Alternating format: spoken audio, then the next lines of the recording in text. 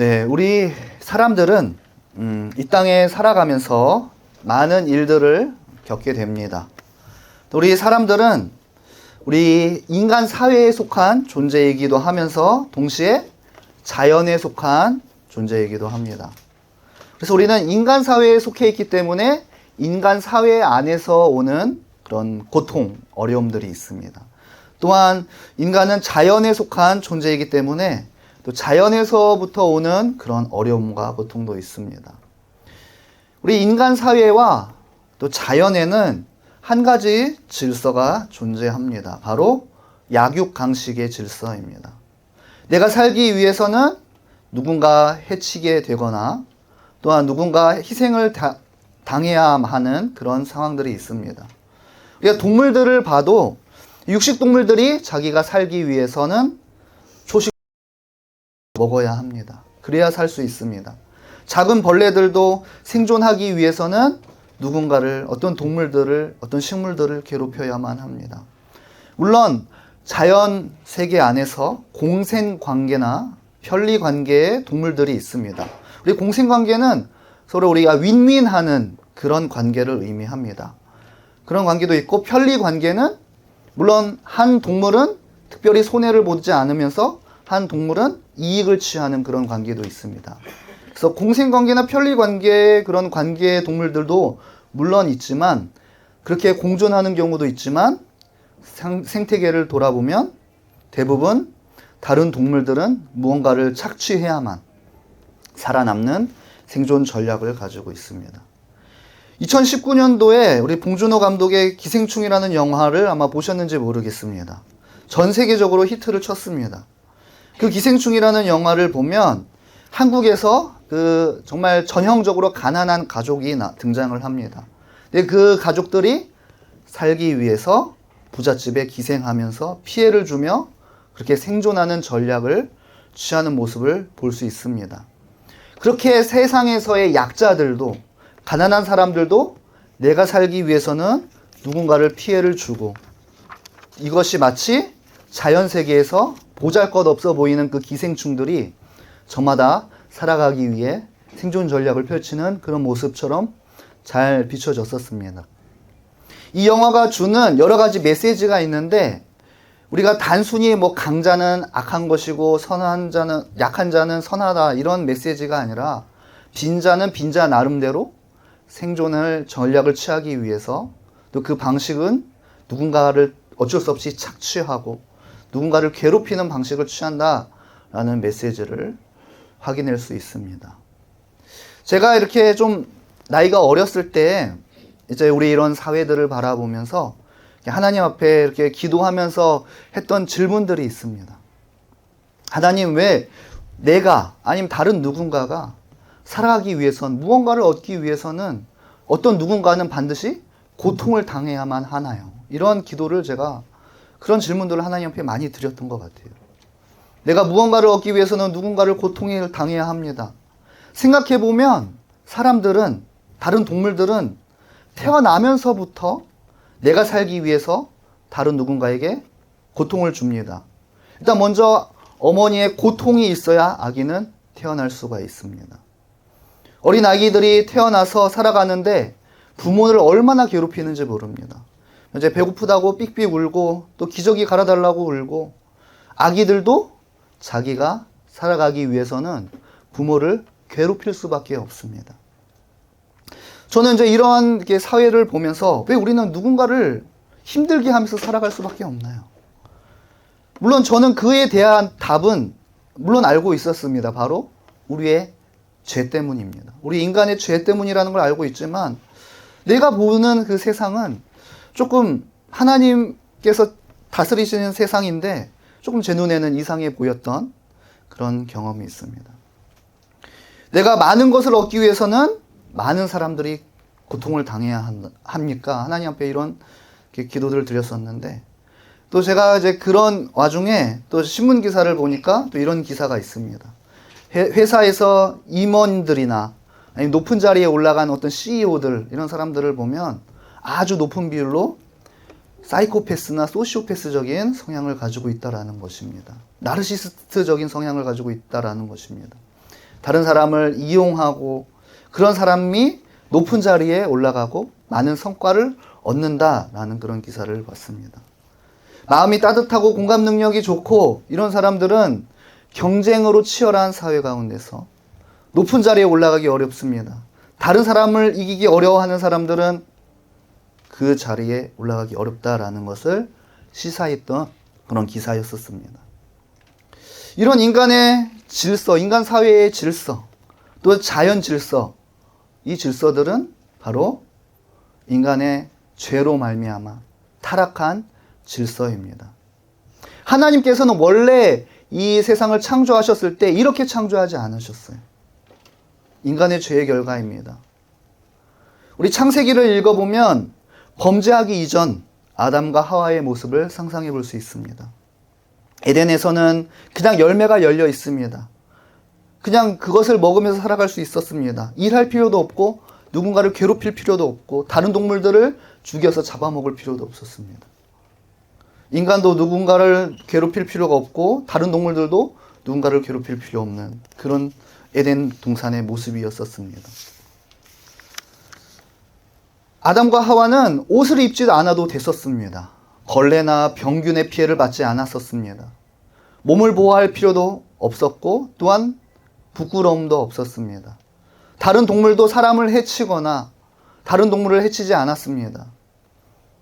그러나 인간이 범죄한 이후에 우리 이 인간의 사회 그리고 자연 질서에는 이런 악이 들어오고 악한 질서가 생겼습니다. 이제 인간은 서로 죄로 말미암아 고통을 주고 상처를 주며 살아갈 수밖에 없게 되었습니다.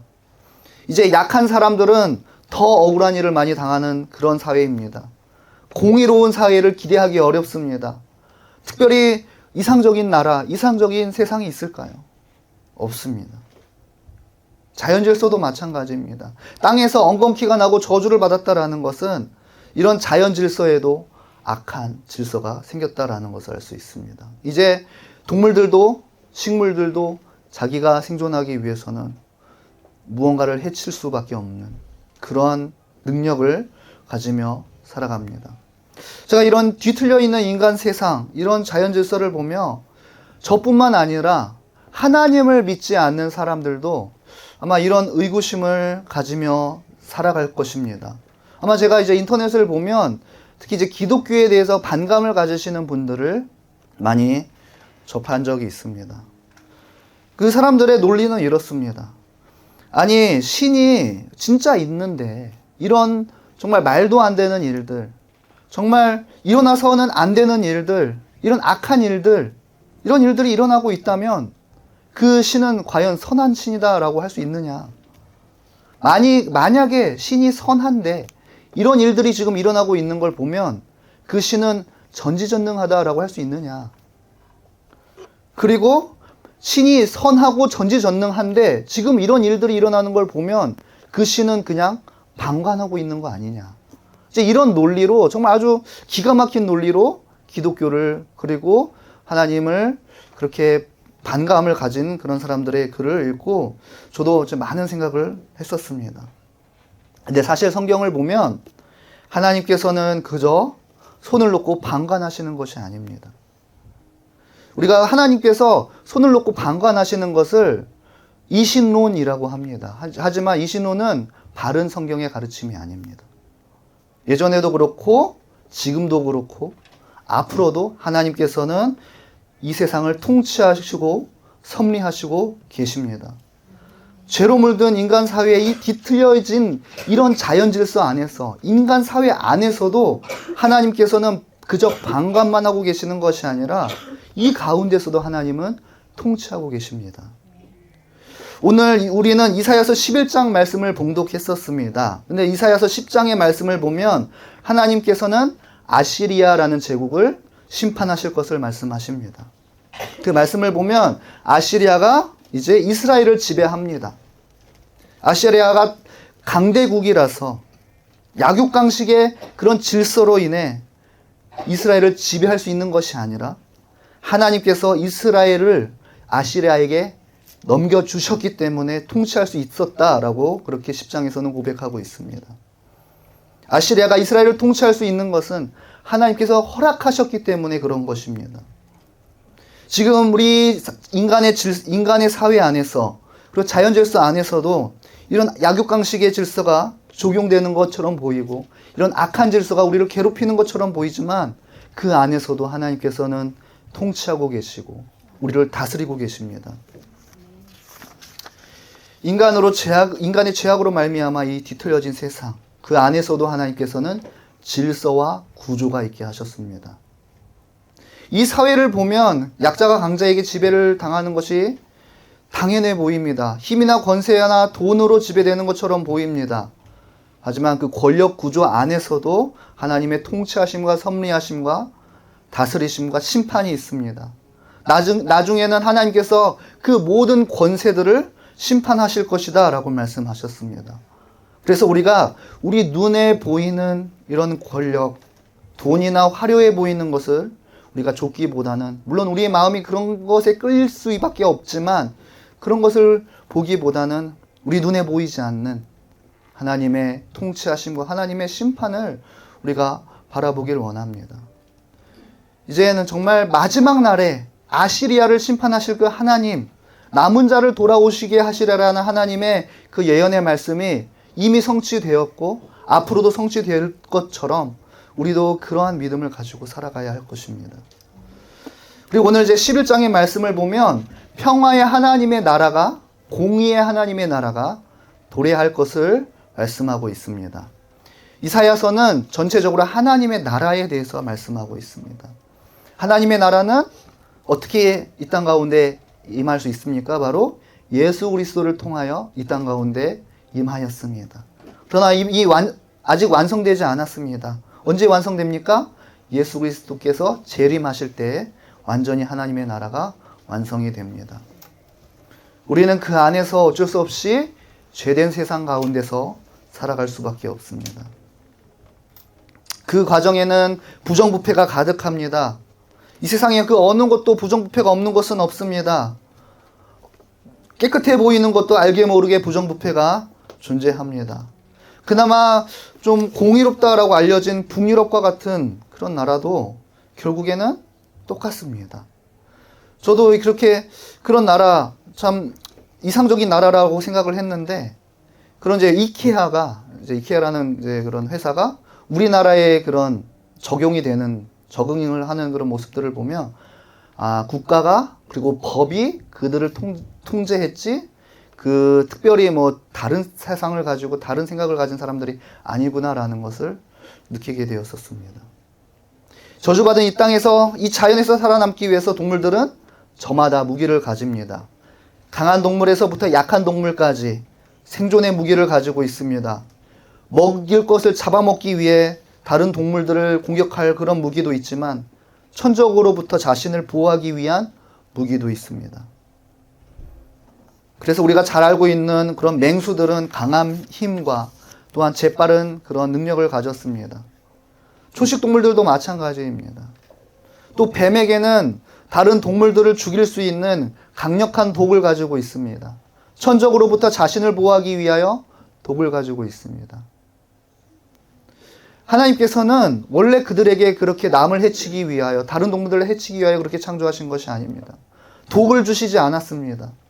서로 평화롭게, 아름답게 서로가 서로를 하나님께 영광을 돌리며 그렇게 살도록 창조하셨습니다. 조화롭게 창조하셨습니다. 아름답게 이 세상을 창조하셨습니다. 인간의 죄로 말미암아 뒤틀리게 된 것입니다. 오늘 우리가 봉독했던 말씀, 이사야서 11장 6절에서 9절의 말씀을 보면 제가 하나님 말씀 봉독해 드립니다. 6절의 말씀을 보면, 그때 이리가 어린 양과 함께 살며 표범이 어린 염소와 함께 누우며 송아지와 어린 사자와 살찐 짐승이 함께 있어 어린 아이에게 끌리며 암소와 곰이 함께 먹으며 그것들의 새끼가 함께 엎드리며 사자가 소처럼 풀을 먹을 것이며 젖먹는 아기가 독사의 구멍에 장난하며 젖된 어린 아이가 독사의 굴에 손에 넣을 것이라. 내 거룩한 산 모든 곳에서 해됨도 없고 상함도 없을 것이니 이는 물이 바다 덮음 같이 여호와를 아는 지식이 세상에 충만할 것이다. 그렇게 말씀하셨습니다. 원래 하나님께서 창조하셨던 것처럼 동물들도 서로 해치지 않는 그런 자연 상태로 회복이 될 것이다라고 말씀하셨습니다. 우리는 맹수가 아니라 이 작은 모기조차 우리는 그것을 귀찮아하고 또한 그것을 우리의 정신 건강과 또 우리의 건강을 위협합니다. 하지만 하나님의 나라는 그 우리를 괴롭히는 그런 작은 모기조차 없는 나라입니다. 해충도 없습니다. 기생충도 없습니다. 지금 우리가 살고 있는 이런 세상은 이제 완전히 새롭게 될 것입니다. 누구가 누구를 다스리고 누구가 누구의 지배를 당하고 그런 사회의 질서가 아니라 이제 새롭게 완전히 되어 하나님의 나라 안에서 우리는 하나님의 다스림을 받고 서로가 서로를 평화롭게 그리고 오직 공의만이 존재하는 그런 나라가 완전히 임하게 될 것입니다. 착취하는 사람도 없습니다. 착취당하는 사람도 없습니다. 가난한 사람도 없습니다. 오직 평화만이 있습니다. 우리 1절과 10절의 말씀에서 이 세 줄기 한 싹이 나서 한 가지 열매를 맺을 것이다 라고 하셨습니다. 그에게 내려오실 때 지혜와 총명의 영, 모략과 권능의 영, 지식과 주님을 경외하는 영이 내려오신다라고 하셨습니다. 그리고 10절의 말씀을 보면 민족들이 그를 찾아 모여들어서 그가 있는 곳에 영광스럽게 될 것이다 라고 하셨습니다. 이 세 줄기에서 나오는 한 싹은 누굴 의미합니까? 우리는 너무나 잘 알고 있습니다. 바로 예수 그리스도를 의미합니다. 제가 3절부터 다시 봉독해 드립니다. 그가 여호와를 경외함으로 즐거움을 삼을 것이며 그의 눈에 보이는 대로 심판하지 아니하며 그의 귀에 들리는 대로 판단하지 아니하며 공의로 가난한 자를 심판하며 정직으로 세상의 겸손한 자를 판단할 것이며 그의 입에 막대기로 세상을 치며 그의 입술의 기운으로 악인을 죽일 것이며 공의로 그의 허리띠를 삼으며 성실로 그의 몸에 띠를 삼으리라. 정의로운 나라를 세우시며 사악한 자는 사형에 처하는 심판을 하실 것이다 라고 말씀하셨습니다. 완전한 공의로 다스리시는 그런 하나님의 나라, 평화와 질서가 세워지는 나라, 예수 그리스도를 통하여 완성하시겠다라는 약속의 말씀입니다. 이사야 선지자의 예언처럼 이스라엘을 다스렸던 아시리아는 결국 망하게 되었습니다. 지금 세상에서 가장 고통받고 있는 나라 중에 한 나라가 되었습니다. 시리아, 지금도 시리아는 많은 난민들을 지금 배출하고 있습니다. 지금 프랑스에서도 많은 시리아 난민들을 좀 받고 있는 걸로 알고 있습니다. 이때 그렇게 강성했던 나라가 지금은 너무나 어려운 나라가 되었습니다. 이제 이 세상에는 완전한 강대국도 없습니다. 오직 하나님께서 다스리시는 완전한 하나님의 나라만이 있을 것입니다. 이제 예수님께서 재림하실 것입니다. 그때는 완전히 공의롭고 평화로운 자연과 우리의 사회가 될 것입니다. 예수 그리스도가 이 땅 가운데 오심으로 하나님의 나라가 임했습니다. 도래했습니다. 이제 예수 그리스도께서 재림하실 때 완성이 될 것입니다. 그리고 예수 그리스도를 통하여 이 땅 가운데 세워지는 하나님의 나라는 바로 우리들 교회입니다. 교회 안에서는 모두가 평등합니다. 모두가 하나님을 찬양하며 예배합니다. 초대교회의 모습을 보면 예수 그리스도의 가르침 가운데 서로가 평화를 누리며 서로가 서로를 섬기며 돈과 권력의 지배를 받지 아니하며 서로가 자신의 재산을 공유하며 가난한 사람들을 돌봐주는 그런 공동체가 교회 공동체였습니다. 이것이 하나님의 나라를 잘 보여주는 교회의 모습이었습니다. 사실 인간들은 인간의 노력으로 이런 나라를 만들려고 노력했었습니다. 착취당하는 사람도 없고 착취하는 사람도 없는 평화, 평등 그런 나라를 만들려고 했습니다. 그래서 많은 이념들이 등장을 했었습니다. 하지만 그런 나라는 인간의 힘으로 만들 수가 없습니다. 인간은 이 땅 가운데 유토피아를 건설하고 싶었습니다. 지금도 이상을 꿈꾸고 있습니다. 어떤 이념이 과학기술이 그것을 가능해 할 거라고 지금도 믿는 사람들이 많습니다. 하지만 이 세상에는 그 어떤 기술도 그 어떤 이념도 이런 세상을 가져다 줄 수 없습니다. 증기기관과 같은 기술이 인간의 삶을 윤택하게 할 것 같지만 오히려 그 때문에 산업혁명이 일어났고 그 때문에 빈익빈 부익부 그런 좀 어려운 그런 시대를 보냈었습니다. 그때 그것 때문에 공산주의라는 이념도 생겼었습니다.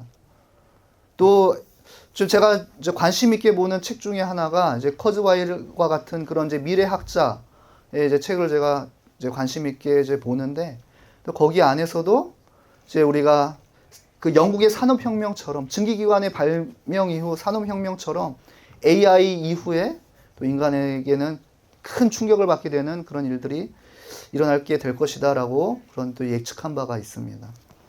저도 이제 그런 것을 보면서 그런 시대에 이제 우리 목회자들, 교회는 어떤 스탠스를 취해야 할까? 또 교회는 어떻게 존재를 해야 할까?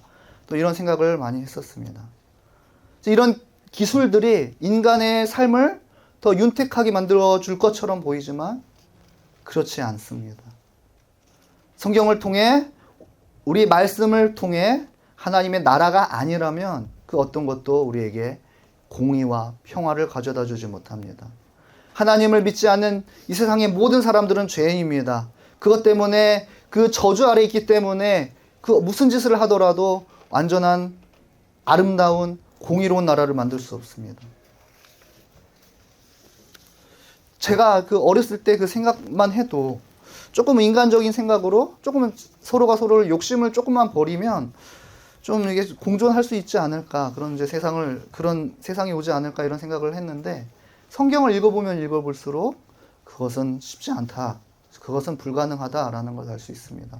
그럼 이 사회가 그래도 또 인간들은 그래도 그 안에서 복지와 같은 그런 일들을 통하여 그리고 난민을 그리고 가난한 사람들을 돕는 그런 손길들이 그래도 있기 때문에 그나마 조금이나마 이런 우리 가운데 문제들이 해결되는 것처럼 보입니다.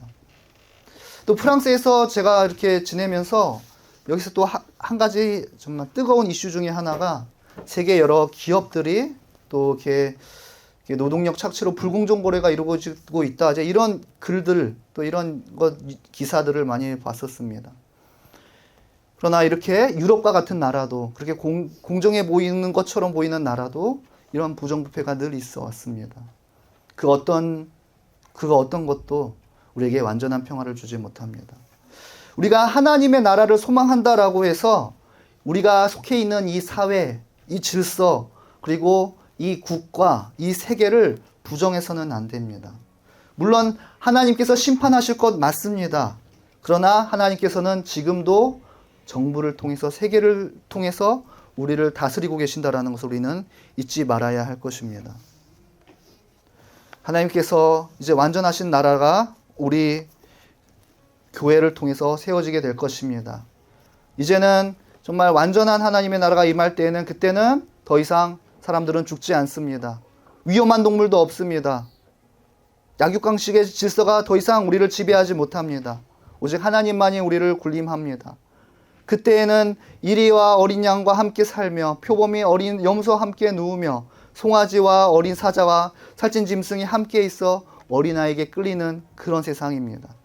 젖된 어린아이가 독사굴에 손을 넣는 그런 세상입니다. 그런 세상을 상상만 해보기만 해도 너무나 평화롭고 아름다워 보입니다. 우리 오늘 말씀을 통해서 이 말씀은 단순히 비유로 말씀하는 것이 아니라 이 땅 가운데 새 하늘과 새 땅이 열려지게 될 것입니다. 그때 우리는 새 육신을 입고 영원히 살아가게 될 것입니다. 아픔이 많고 상처가 그렇게 가득한 이 세상 가운데서 우리의 소망은 오직 하나님의 나라인 줄 믿습니다. 너무나 아름답고 평화로운 것, 그리고 지금 이 땅 가운데도 하나님의 통치하심이 있다는 것을 믿고 지금 이 순간을 견디며 살아가는 저와 여러분 되길 소망합니다.